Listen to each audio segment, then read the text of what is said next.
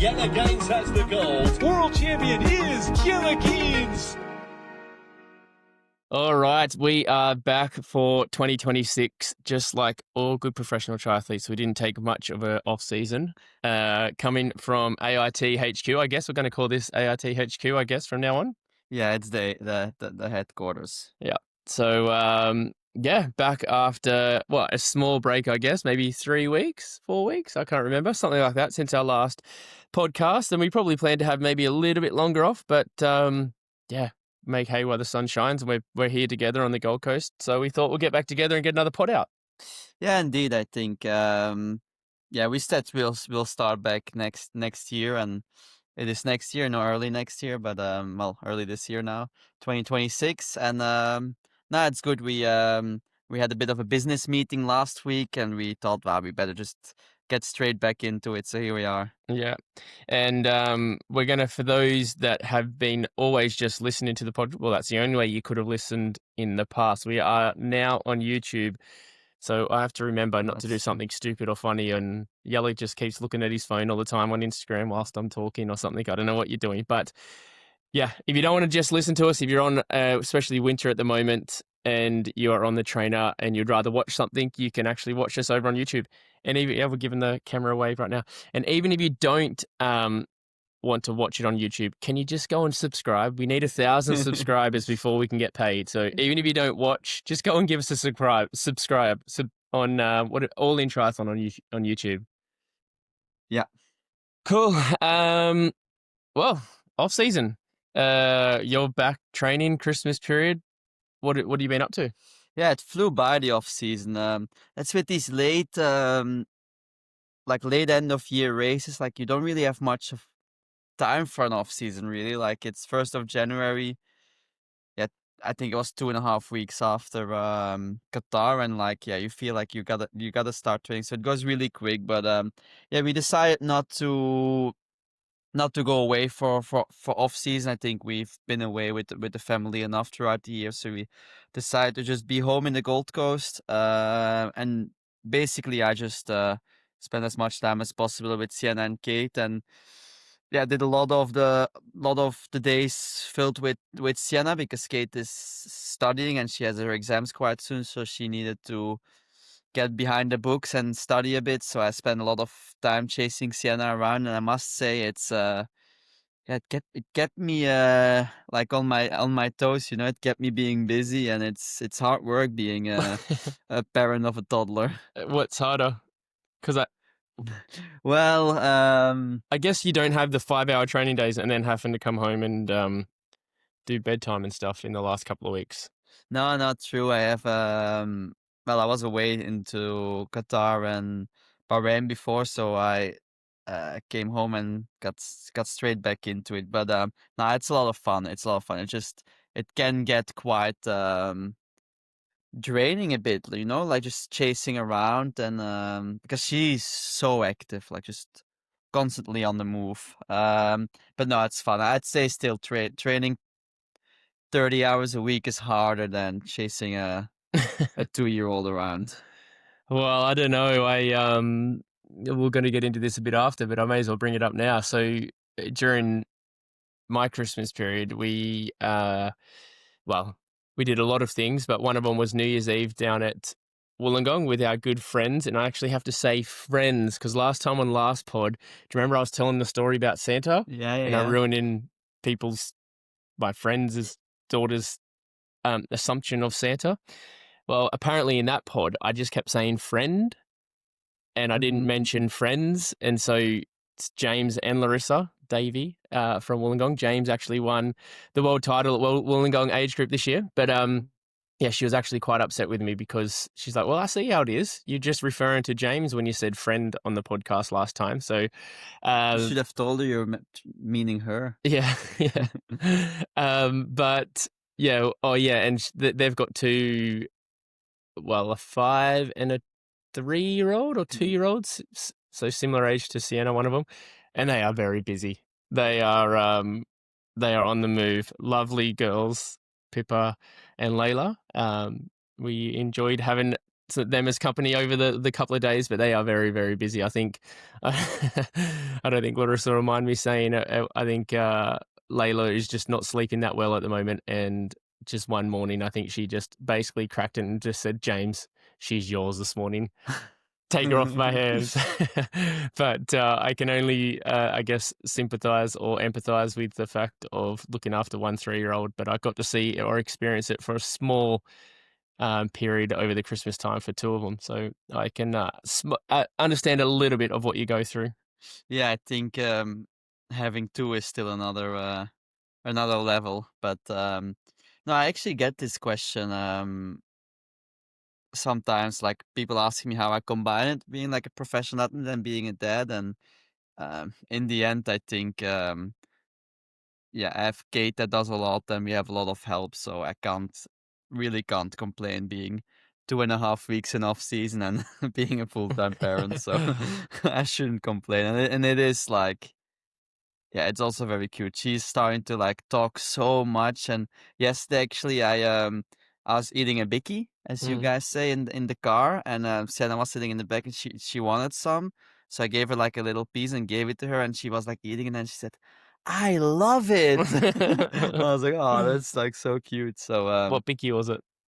Was it a Tim Tam? no, it was one of those like more like healthier nutty bar kind of thing. Muesli bar. Yeah. Oh, you call biscuit for anything, don't you? No, I said cookie for everything. Oh, you say but cookie for everything. Yeah, everything everything's is a a cookie. Even like a sports nutrition bar that like Yeah. that's a cookie. Precision fuel and hydration chew cookies. Yes, exactly. Well, speaking of, should we drop the bombshell? Go for it. Well, on that note, actually, we weren't actually going to bring it up right now, but we are welcoming on Precision Fuel and Hydration this year as our first and major sponsor of the year, which, yeah, is a pleasure or an honor, I should say, to have them on. It's obviously someone that's been closely supporting you over the last couple of years. You've won 2 world titles using them the last couple of years. And it's been the choice of my nutrition for the later part of my professional career. And yeah, they thought, or they enjoyed what we were doing with the podcast, and we connected with them at the end of last year, and we got them on board. And I think, yeah, I think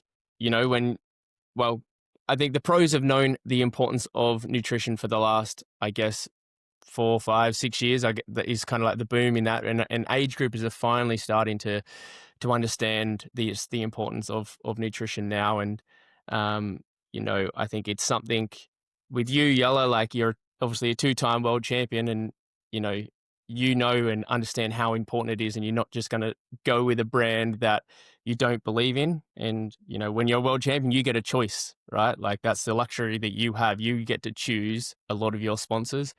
And you choose Precision Fuel and Hydration. So Yeah, indeed. I think had some choice there in that regards to nutrition. And the good thing about Precision Fuel and Hydration for me is like, well, they have a big range of products, but they also really have the scientific approach behind it. So I always have like my sports scientist that I can talk to and figure out what the best deal is for which race, which how many carbs on the bike, and how we're doing. And I think for every athlete, they're actually very good. They have like a lot of people that you can contact with help with for every race, and like they have like calculators for you how much you should take. And actually, one thing of the first things I did with them in Taupo, actually in the boot and the extra, was testing my my sweat, like how much salt there is in my sweat. And that's something they also revolutionized. I think it's not the big process where you have to sit in a hot room and sweat for an hour and they catch your sweat. It's just like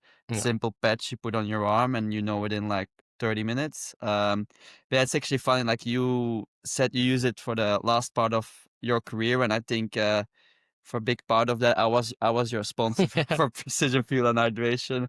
So now with them coming on board as a pod, I don't have to bum off your discount codes or your codes of my supply. Yeah. But that's actually talking of that. So I remember in Singapore, actually, you had a mishap, right? And they, in terms of what you think was the amount of nutrition you took on board, because I guess you yourself and didn't quite factor in the heat there, and they were straight on. They helped you, didn't they? Like they Yeah, really analyzed exactly what you used. They looked at your sweat rate and said, right, you probably overdid it here, and this is what we think you should do in future races.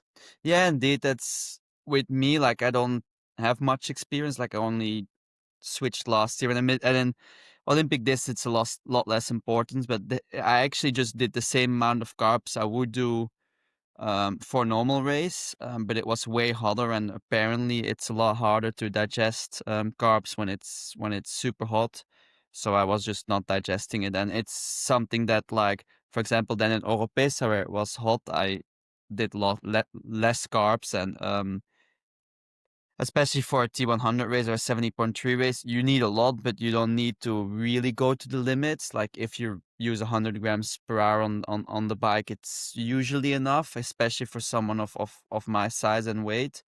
So yeah, it's very useful. Like it's a big learning for me, and they really helped me. Sam, the sports um scientist behind it, like he's very good with this. And actually that's also the cool thing with precision fuel and hydration now as well, that they now the official Mm, um Ironman. Ironman sponsor, so you find them everywhere in all your Ironman races, so it's quite cool. Yeah, and now that everyone knows that all Ironman races, that's what's going to be the brand that it's using. Like people now can train accordingly and practice your nutrition to be right for race day.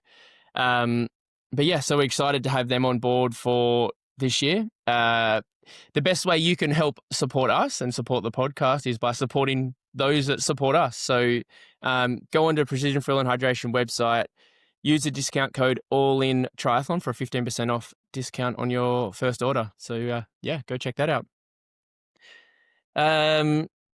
And what else did you get up to at Christmas time? Well, first, for me, Christmas in Australia, it's still very weird. Like, I'm used to Christmas, it's cold. We always hope for snow, but it usually just rain and it's bad weather and it gets dark very early. And that's like Christmas for me. But here it's like you go to the beach, it's very hot, it's sweaty. So it still feels weird. But no, we had a good time with Kate's family, and then I still have my cousin and her family living up here in Brisbane, and they were gone for like Christmas period, but then we caught up with them the 27th and the 28th of December, and we went to Currumbin Wildlife with the two kids, which we now have a yearly pass because it's actually a really fun thing to do. With Sienna like understands it now, like all the animals, and we went to the bird show and stuff, which is quite cool. That's where all like the lorikeets come around you and you can feed them What is this, lorikeet? like a bird. Yes, you can And indeed. like loads of them. Some of them will sit on top of you and on your arms and Well, the bird show, like they just fly over your head like very low and stuff, but then after you can do all this stuff. yeah. But it's usually a big line. It was busy and we didn't want to wait, so we didn't do that. And Sienna's probably scared anyway. This was actually also funny. We did the first picture with Santa Claus with Sienna. Yeah. She was so scared. Was she? She was like holding on to Kate. Was but there we tears? No, no tears, but we got that photo, and then actually it's funny. We use a dog sitter here, T, and she went to that same Santa Claus in the Pine Shopping Center with Suki, and Suki has a photo with Santa Claus as well. They do dog days, apparently. Really? Yeah, Why yeah, didn't you yeah. take Suki in with you guys? Well, when we were there, it wasn't a dog day. Okay. And she'd been already, like, and you could see Suki was scared as well. Yeah? Yeah. Suki was scared. It was funny. But yeah, what about your Christmas? Like you went up to see you Like- said you traveled a lot, right? Yeah, so so obviously we're on the Gold Coast, Newcastle, where my family lives, like a 6 or 7 hour drive, which wasn't too bad. And we decided to drive rather than fly because we just wanted to have the flexibility of kind of leaving when we wanted to leave. And, my dad said I could use his car when we got down there. But, I wanted to just have the flexibility to kind of just get around and do what we wanted. So Christmas was down in Newcastle, and then my family have like a holiday on site. We call like a caravan, but it's like a permanent one. It's like a cabin, I guess, in Fingal Bay, which people of Newcastle or the I guess not even Newcastle, probably Australia would know of Fingal Bay in the Port Stephens, Hunter Valley, in Fingal Bay, Port Stephens, Nelson Bay area. So yeah, we spent a couple of nights up there, which was cool. And then Non and I, we went for a night at the Hunter Valley Vineyards, which it was actually where I was meant to propose to Non about 5 years ago. 6 years ago, I think. Yeah, 6 years ago. Jeez, bloody hell, 6 years ago now. And I had it all planned out, and then Non had something wrong with her knee and had to fly home for knee surgery.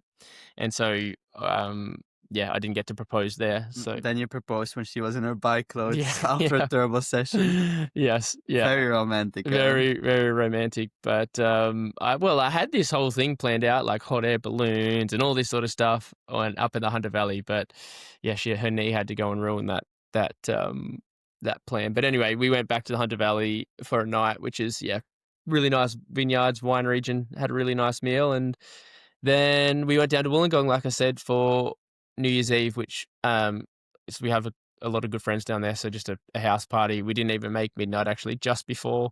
So there was no big celebrations that night. And then, on New Year's Day, we just got in the car and drove, I think it's about 9 hours back to the Gold Coast. So that was like a long day, but we kind of wanted to get back because, that was, what was New Year's Day? It was like a Thursday or Friday, maybe? Thursday. Thursday, was it? Yeah. So we both had work starting on Monday, and we kind of wanted a couple of days here, chill, before we had to start work. But yeah, no, it was good. It was like obviously really nice to see all the family and see everyone, and it was actually quite cool. So I don't know. I think it was probably still hot here because it's always hot up on the Gold Coast this time of year. But down in Newcastle, it's about 6-7 hours further south, and then Wollongong's another couple of hours further south again.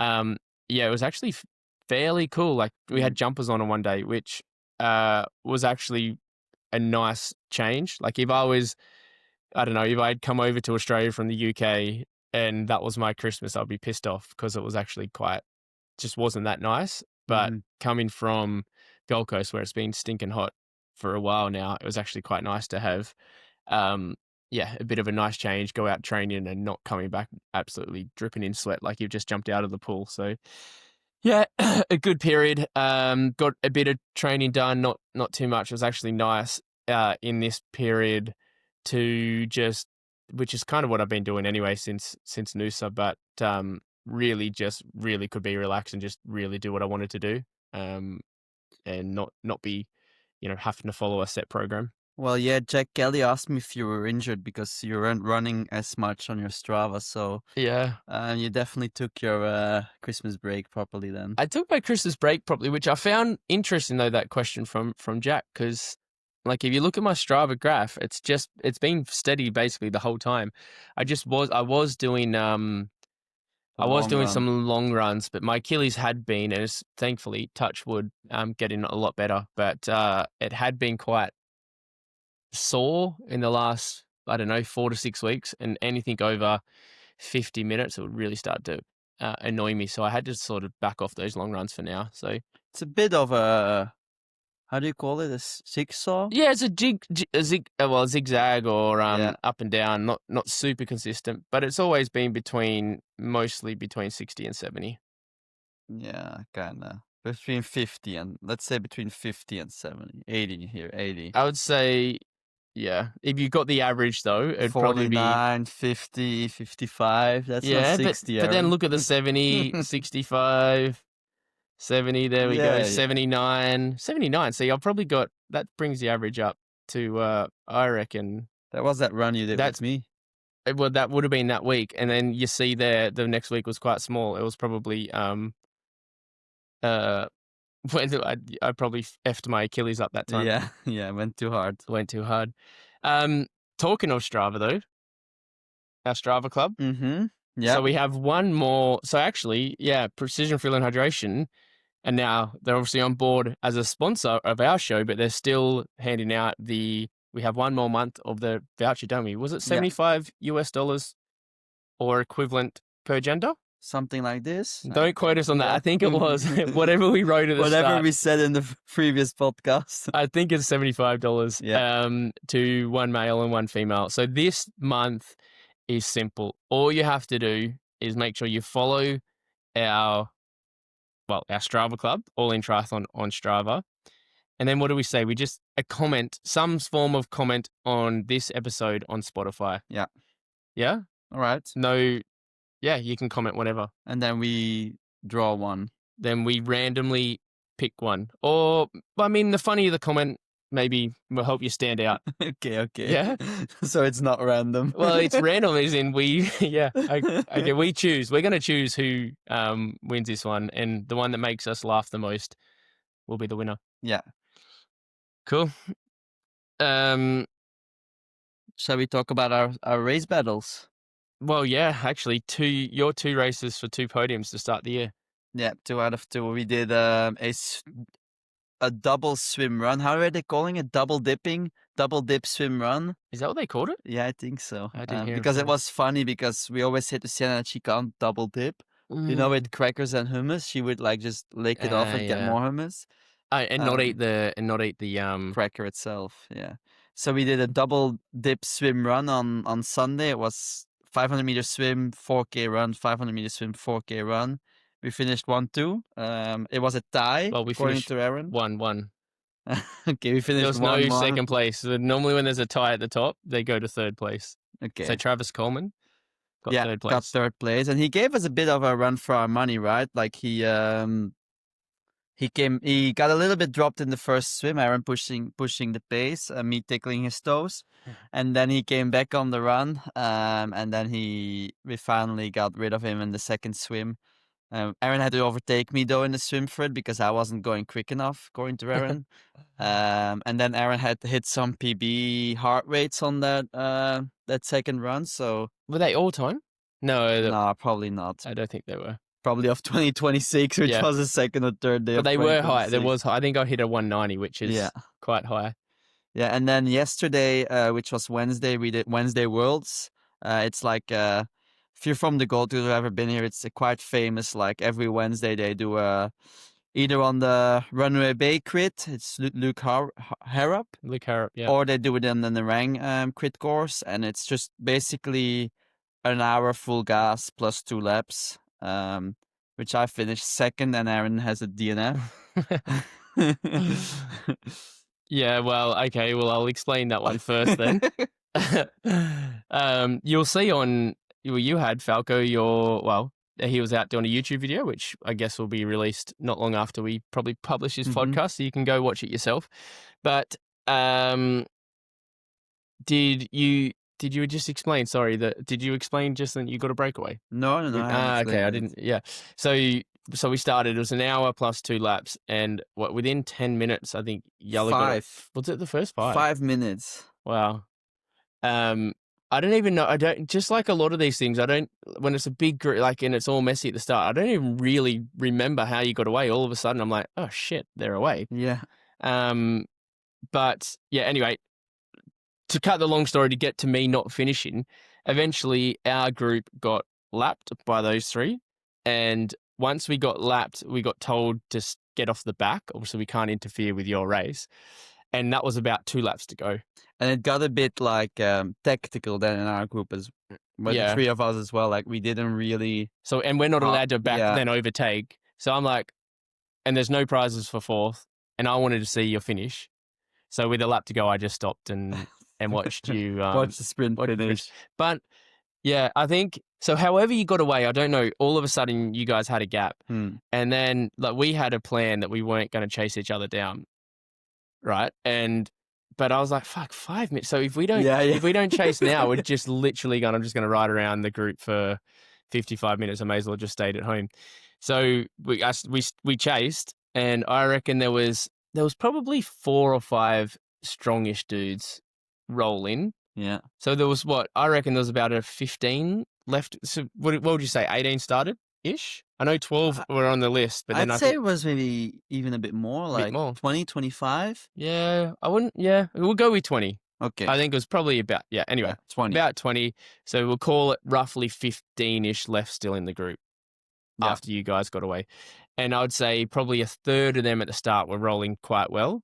And then you'd get another third that would, pop in and you're like, oh, if everyone just did this, we'd catch you relatively easy. And that would go for like a 3/4 of a lap, and then someone would miss a turn, and you know what it's like. If Yeah, it's in the yeah. chase groups, it happens in cycling races all the time. But it was hard. Like when we were rolling, it was hard, and I'm like, oof, like we should be able to catch, but it's just the momentum comes in Yeah. and out. And then I reckon but we probably held you guys for about, I would say about 10 minutes, held you fairly close. And after 15 minutes, we slowly started to lose time, but still not like No, not a that long much. way Yeah. away. At about 30 minutes, the wind or the gas went straight out of the chase group. And that's when, well, you guys went from we could see you on a straight to not seeing you Yeah, anymore. And yeah. once that happened, To us seeing you and how long could you see us for? For a while? well, it's hard, on that crit course to see behind. But I sometimes looked on the finish straight, and Mm. I could just see you guys come past the bend. Oh, yeah. But then I mean, like towards the end, we could see the back of you guys. Yeah, so I mean, like, but how long could you see us for before you actually caught? Not that long. 10 Yeah. minutes maybe, Oh, okay. maybe Yeah. a bit less. But And could then you it actually even went tell? quite quick. Could you tell then? Were we still like? Would you start to catch, and then the group would start rolling well again, and would hold you guys for a bit, or I not don't really? know. It's I hard don't to know. say. I was also just focusing on just rolling turns. Like we actually had a quite good understanding with the three of us. Like everyone had a part of the course they would lead, and we would all just swap turns. And it was quite hard the first like 20 minutes we were rolling. And then actually we slowed down a lot as well, but you guys slowed down more. And then it was only the last like maybe 6, 7, 8 minutes that we started to get more tactical. And the guy who eventually won did like a few attacks. Mm. But yeah, how it happened actually is like I was rolling turn, and I like swapped off to let the other guy go, and that was the guy who eventually won. And he went to the front, and then the guy who was in his wheel just went to my wheel. Mm. I'm like, oh, like you go, it's Yeah, so yeah. early. And then he did go, but he like you could see he wasn't really going for it, and the guy noticed that he was gone, and he accelerated. Yeah. So then I just smashed it and like went Full gas. like 500 watts to catch the close the gap. And I was thinking then like a lot of people will follow, like, Yeah.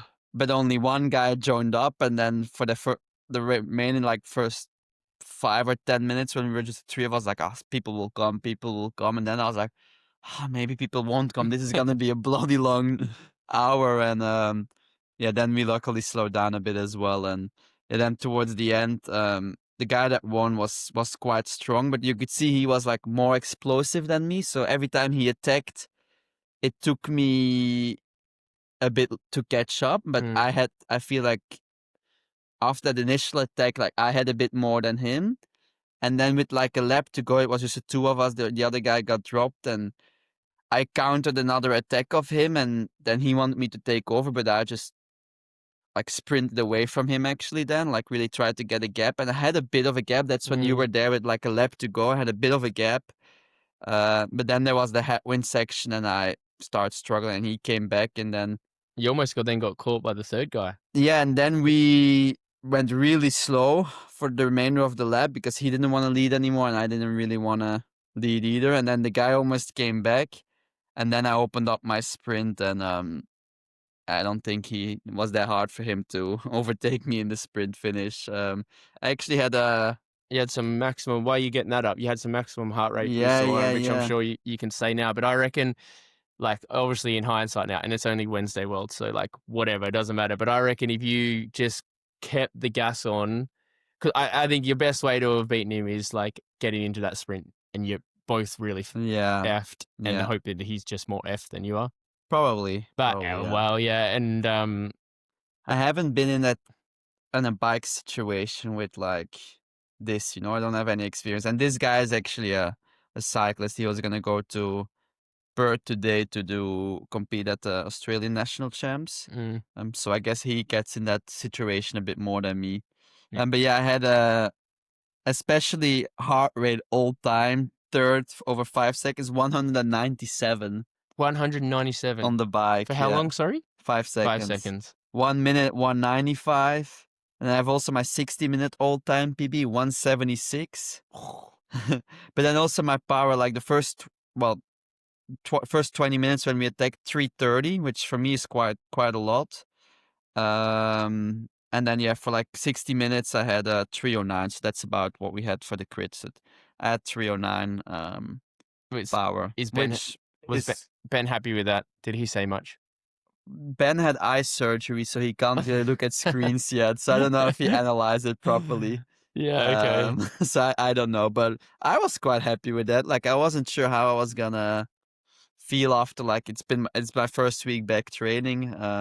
And you can definitely see it in the heart rates. You know, like after taking off season, I feel like the heart rate is so high. Mm, Just for easy runs, like I always end up being like just easy run. It starts okay, but then with the heat as well here, like yeah. it starts to rise, and then I come to a point where I'm like running easy with like 155 heart rate almost. You Yeah, know, it's crazy, isn't it? it's crazy how like quick your heart rate goes up when you don't train much. But it doesn't feel that hard.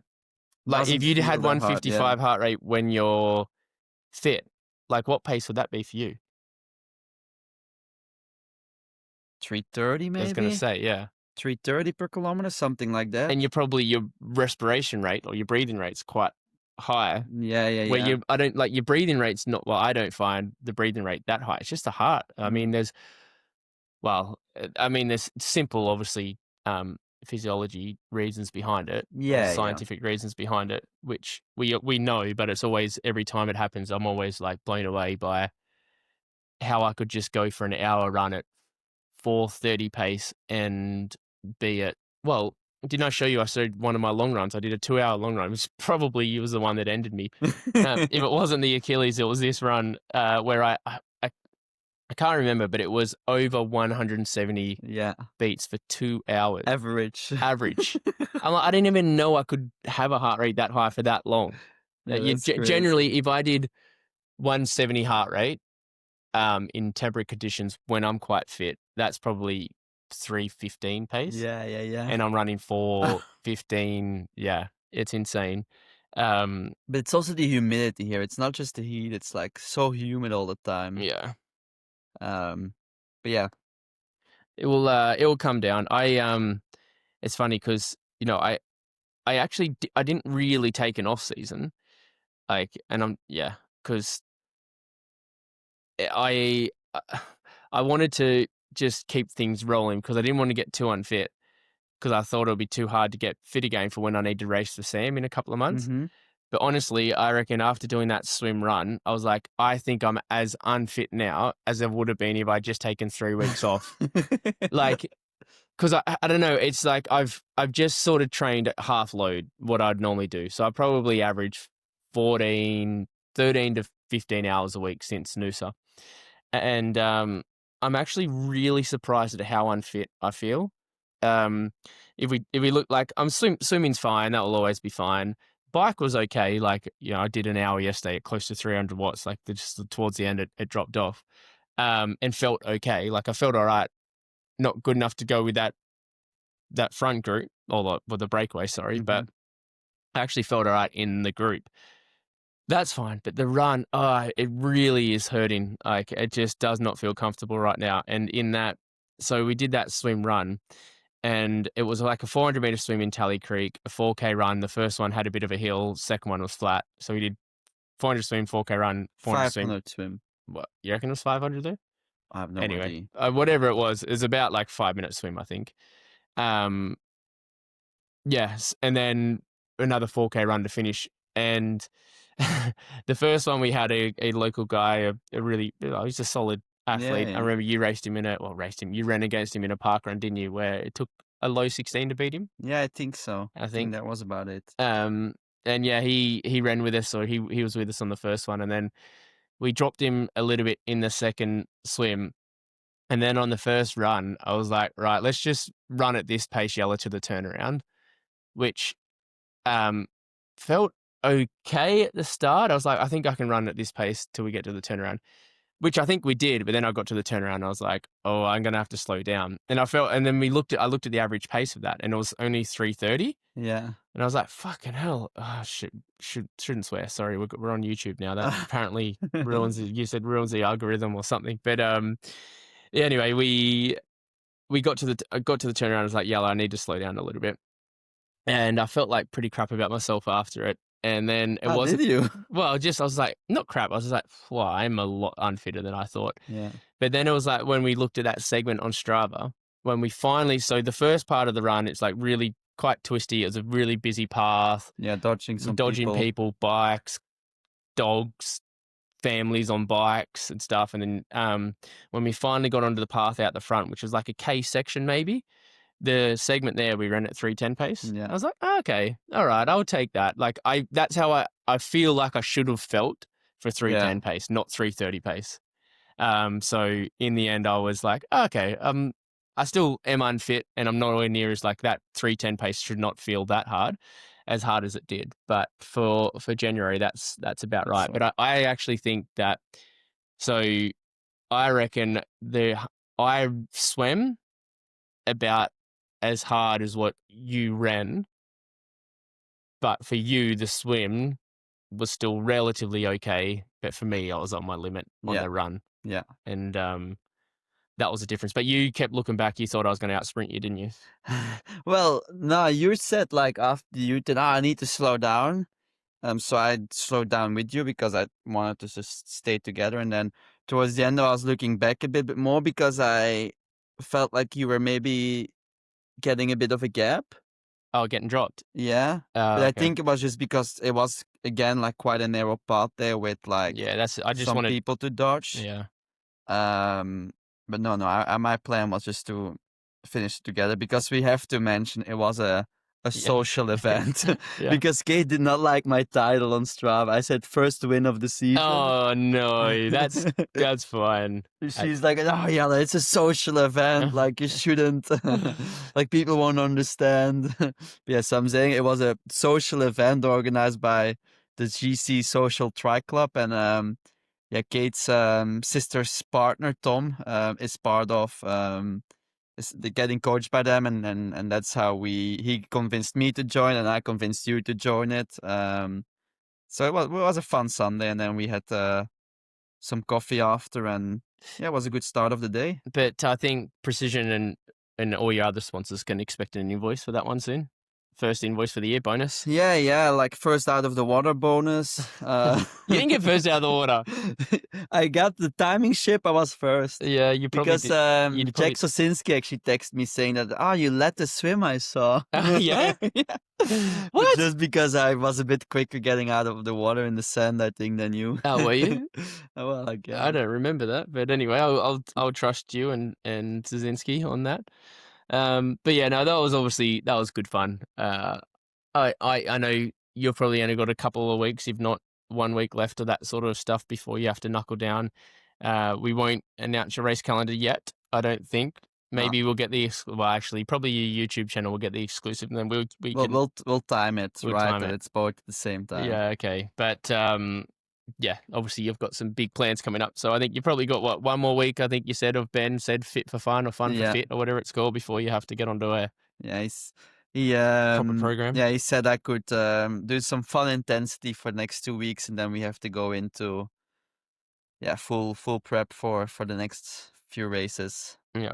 So yeah, I can maybe we have to definitely do a KOM attack on the bike at one point. Can we wait? Can we do that? When's going to be your mid-season break? I want to get a bit fitter first. Not mid-season break, but when's going to have bit of time? I guess that will come out when you announce your race calendar, but it's going to be around June. I have some time. Yeah, I definitely have a May, big, June, big something like that. there, I think. Yeah, we can do it then. Yeah, we'll both be fitter then. Okay, sounds good. We go for But we will get it. And Ben, I know sometimes you listen to this. Let's schedule it in now. Sometime whenever the break is or down period before the last back end of the year. Yeah. We'll which one we gonna go for? Karaman Valley? Yeah, Karama. That's like the A1. With the two of us? We're doing it together. Okay. I think otherwise we can't get the... No, we can't get the KOM, I don't think, but I thought we were going to race each other. Oh, well, it's not a fair race anymore, is it? After seeing yesterday's... cycle race? No. Yeah. Although I just feel like, that brings... Well, I wasn't... remember when we did that KOM attempt at Fortaventura? What's that hill called again? Las Peleas? No. For the, do you mean one Players? in Flagstaff? No. We did one. Remember we did like those 10, 15-minute tempo efforts, and the last one was full gas, yes. Yeah. and I had to lead you out, and I honestly at like above 450 watts after like 2 minutes, and you're like, I got to go around. You went around me already, and you And I didn't get it. You actually exploded. blew up. I was blew like, up. you could have just. Yeah. Anyway, I was about to blow up after 2 minutes. So, Yeah, that was a hard last bit there. but I think that's probably going to be the problem that we have is I'm just not going to be strong enough. But we'll come up with some tactical way to use me wisely, whether you do like the first bit and then I come around and give you everything I've got for a little bit and then you're on your own. I don't know. We'll see. We'll see. Yeah, We'll see. By then you'll be fit. Yeah, let's hope. Well, hopefully we'll have Hamburg not long after. Yeah. So it'll give me something to aim for. I need all the little things now I can get to keep me motivated. This is actually what I was going to say because after that swim bike on Sunday, your I guess brother-in-law Tom, Yeah. he asked something about what he said something along the lines of what's the most important leg In triathlon. in triathlon. And we kind of had a small discussion about it, and I thought it's actually maybe a good topic to ask on the podcast. And I guess we'll caveat by saying in long distance, so middle to long distance triathlon. Yeah, because I think that's a big difference. It does change, and because I feel like quickly short course, we don't forget about you. I feel like in short course, all three sports are really important. You know, like you're all in the swim, you can definitely lose it. You can win it, Hauser in Wollongong, but you more can lose it, and then the bike is really full on nowadays in short course, and then you need to be the best runner. Yeah. Where in middle distance, you can really see that people who swim a bit less, like for example Lionel Sanders or Sam Long, like they can still win very big races. Usually in North America. But no, I think in middle distance, there again it depends. I feel like it's different in a T100 race than a Ironman race because of the drafting rules, which might change because now it's Ironman 12 meters, where I feel like the bike is important, but you can see more and more in big races. You still come off the bike with fair few together, and then it's all to play on the run for. Like we saw it in Nice with the men. We saw it in Marbella with the men coming with the group. I guess women, it's a bit different. There you can really see that if a Taylor Nip is really on fire, like she can destroy the bike and she's gone. Although it hasn't happened that much in the 2025 season, I feel like there you still had like Lucy and Nip coming off the bike together in both races, right? Both Marbella and Kona, and then you had that second group with Kat Matthews and Solveig Lofset in Kona as well. So there was some group dynamics there. So I feel like there then in Ironman the run gets very important still, with still a big emphasis on the bike. Like you got to be a very strong bike or you won't be in that front group. But then T100, I feel like you can really win the race on the bike if you don't like start walking on the run, you know, like Enrico in San Francisco, for example, he won the race on the bike. Yeah. And had a strong run, but he won it on the bike. Yeah. I think it kind of depends a little bit. Like if you want to win, like if you want to be world champion like yourself or Casper, you have to be well rounded. You can't really have a weakness. And then you have to have a really solid run to finish it off. But if we're talking someone like, because he was more looking at it from like, if you want to make a career out of the sport, if you want to be someone that's pretty good, you know, fighting towards podiums quite often, what's the most important one? And I think it's the bike. Like, I think you can get away with other two not being as strong if you have a weapon of a bike to be competitive, to be in the race a lot of the times. Now, obviously, comes with caveats. If you have a really bad swim or a really bad run, then you're not going to be in the game. But I think, if you have like decent in the other two, the swim and the run, and a weapon of a bike, you're going to be in a lot of races and be, towards the front quite a lot. I actually think, at the moment, the swim is just almost nullified in middle to long distance racing a lot of the times. Again, there's caveats for those that are really weak swimmers, and they're I guess for them, they're putting themselves on the back foot a lot. But if you think about it, like, what's the swim in terms of percentage-wise, and the bike and the run? It's probably, what do you spend 50% of the time biking, maybe 20% swimming, 30% running? Is that about right? If you think, if we take a T100, say it's we'll say 25-minute swim, an hour 50 bike, an hour run. Mm-hmm. So it's pretty well It's even double. less than, yeah. Yeah, more. Yeah. So So, I mean, you just look at that alone and you can see, right, well, if you've got a leg that's an hour 50 compared to the next biggest one is an hour and the smallest one's 25 minutes, then it's like, it's probably a no-brainer, really, in my mind. But like, again, for you and like people like you that are winning world titles, you have to be strong at all of them, and then you have to have the run to finish it off. Yeah, I was going more of the point, like, how to win a race. Yeah. But it's true, like, there's people like Sam Laidlow or Magnus Ditlev who are extremely strong on the bike and very good in the other two sports, but maybe not the top 5 best. Yeah. Who has won super big races because of their strong. And they're always strong going to be bike there. leg. They're always competitive. Unless something happens, like everyone has bad days from time to time. Yeah. But every single race, when they're on the start line, they are going to be a chance at winning the race. Based purely on the weapon of their bike, and then backed up with, well, especially in Sam's case, a very, very good swim and solid run, and then Magnus solid in the swim and the run as well. So, and would you say in short course it's the least important, the bike? Yes, but I wouldn't think it's as less important as most people that don't follow short course would think, especially lately. I mean, we've said it before on this podcast. We both came from short course, and we both said how hard the rides are, even when they don't look like they are.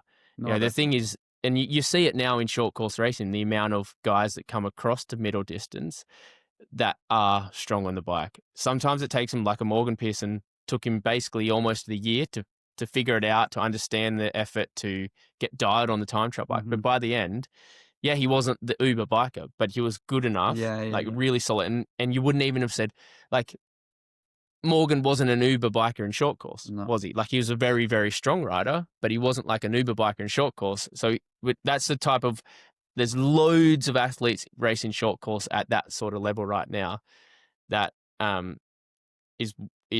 but it kind of goes a little bit unseen because it kind of just looks like on TV that they're just rolling around. But when everyone's that strong, and every coach is telling every single athlete, position, get yourself to the front. You don't want to be at the back through the U-turns. You don't want to be at the back through transition. You want to come in at the front at T2.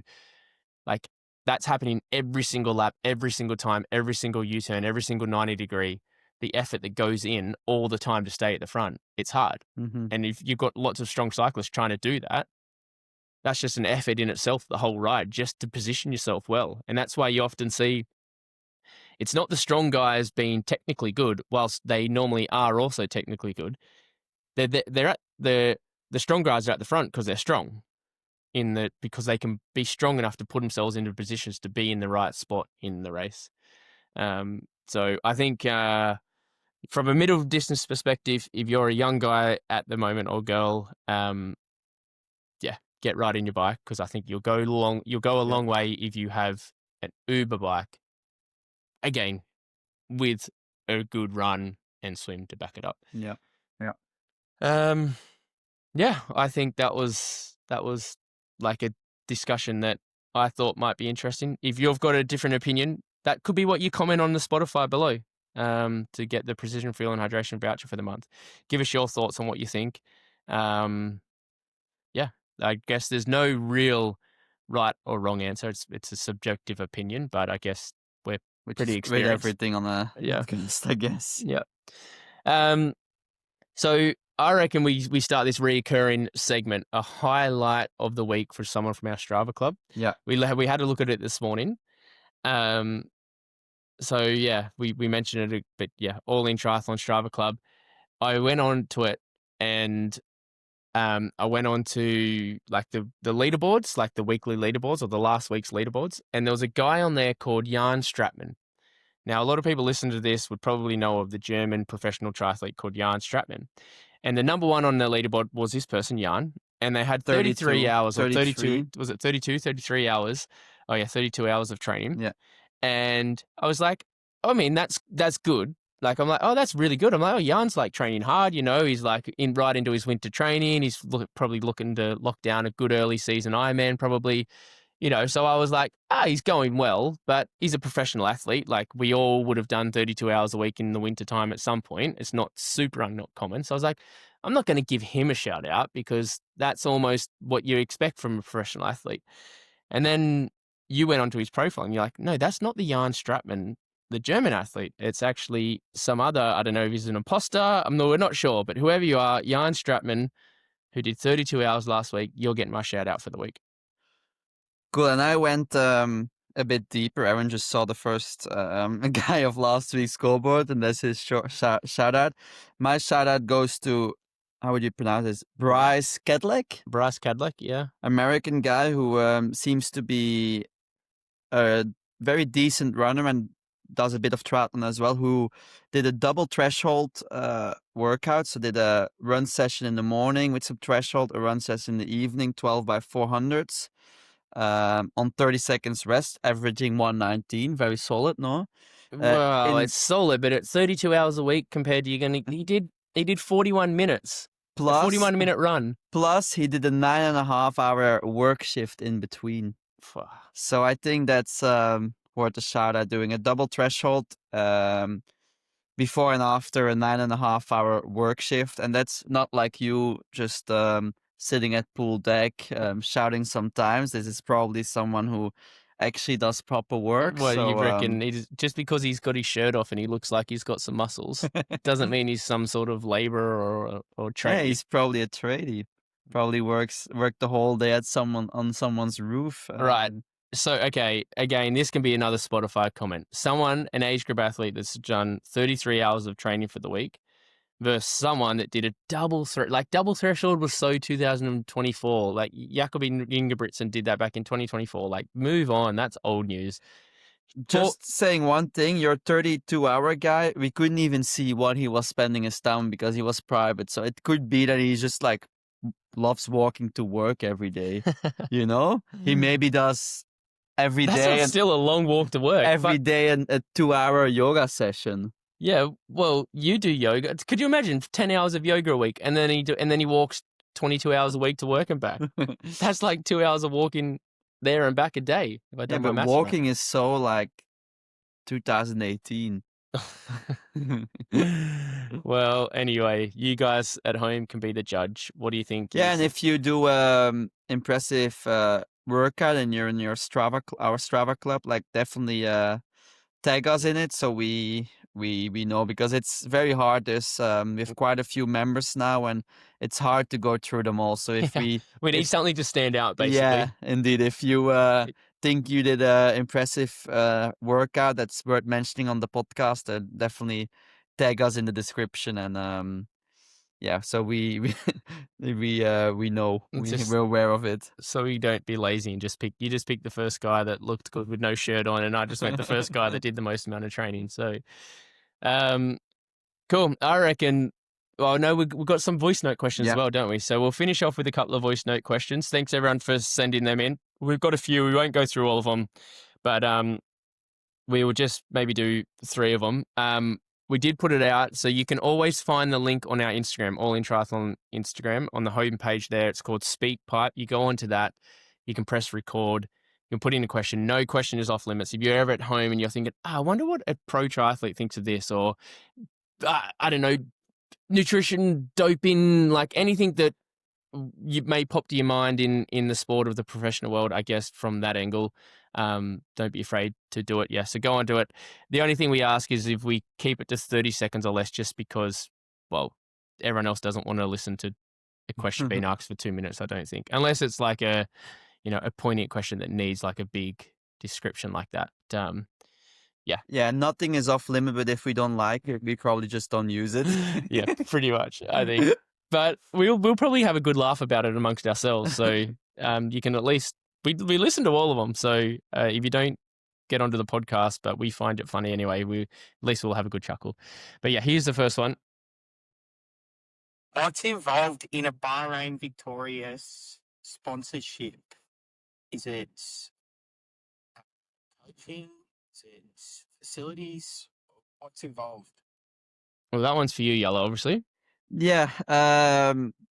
So it's no coaching or anything like that. It's just basically a team with like athletes, and we all have a similar sort of tri-suit. Like we have a few options we can choose from, and we have the Bahrain shield on our sleeves and Bahrain Victorious on our chest, and then we have the yearly. It's about a week that we are in Bahrain for the 70.3 race in Bahrain. It's a fun week. I did it before Qatar the first time. It was actually really, really fun. And then it's just financial support for the athletes. So basically just money. No.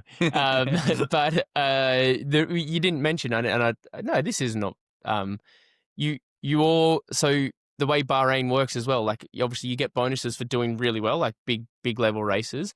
And so the athlete, and only for the win. But the athlete gets a bonus, and then part of that bonus goes into a pot, right? That's shared amongst everyone in the team. So in that sense, that is a team where if one, like in a cycling team, if one person within the team does well, everyone is rewarded. Yeah, so indeed. That's, I guess, quite unique to Bahrain. I don't think a lot of other teams, at least in triathlon, have that. Correct. Cool. Hi, this is Mark from the UK. Happy New Year to you both. There's a question more for Aaron here, having lived in the UK. I just want to know, what are the sort of disadvantages of a pro athlete training in the UK compared to a pro athlete training in warmer climates? And are there any advantages? I always feel sorry for pros who are based in the UK and train all winter in our weather. Well, good question, Mark. He's a local Swansea person from, well, not just down the road from where Non's parents grew up. So thanks for writing in. You can also answer this, Yellow, because obviously you grew up in Belgium, so it's very similar weather there. Is it harder? I'd say in short, yes, it's definitely harder. One thing, people just find a way. Like if you let weather get in the way of your training and become an excuse, you'd have an excuse every single day. So you have to find a way. So that's having the right equipment, having the right clothing, making sure everything's ready. I always like to have like my bike in working order, my kit out, all laid out, ready to go, because I didn't want to have an excuse. Like I didn't want it there to be, my bike's dirty and I now need to clean my bike before I can get on the bike. And it's like, no, I spend enough time getting my clothes on to get out the door. I wanted to then just get on the bike and be ready to go. In saying that, most pros are quite fortunate that rarely do good level pros spend the whole winter in the UK. They go to warmer climates, whether that's Girona's obviously a hot spot now, Portugal, where we went quite a bit as well, in Monte Gordo, and then the Canary Islands as well. So yeah, it is for sure harder. There was always this element that people thought that it made you tougher. And in a sense, maybe it did make you mentally tougher. But if you had the choice of spending time in summer and missed winter altogether, then you would. It's just that obviously Australia or these type of places in summer are a long way away. A big one is actually South Africa. A lot of people go down there, don't they, from Europe, which is a little bit closer. Obviously, it's 10-hour flight south rather than 24 down to Australia. Yeah, you see now, I think German Triathlon Federation, the Dutch often go to Namibia. It's altitude plus quite warm. Yeah. All right, and the last question, hopefully this plays quite well. Yellow. Lots of people struggle to maximise performance at both Ironman and 70.3 distance. For next year, would you rather win Kona or win the 70.3 World Champs and be Mr. 3-time? Well, it's a hard one. Apparently, no male has ever won 3 times in a row. I think both Daniela Reeve and Taylor Knipp have done it as a woman, winning 70.3 worlds. This is 3 times in a row. So that would be cool. But in the end, for me, winning another 70.3 might not add that much. Like, it would be very cool to be the first male to ever do it 3 times in a row, but I think it would be cooler to win Kona. Yeah. I mean, you've got 2 70.3 world titles. It's now time to step up. Like we say, short course is the Iron Kids to 70.3. I don't know what's 70.3 to Ironman. It's like maybe the Enticer. Like you don't have that Yeah, distance, yeah, the yeah. Enticer distance maybe. So yeah, it's time to step up to the big boys, I reckon. Is that Maybe. maybe giving away something of your race calendar this year?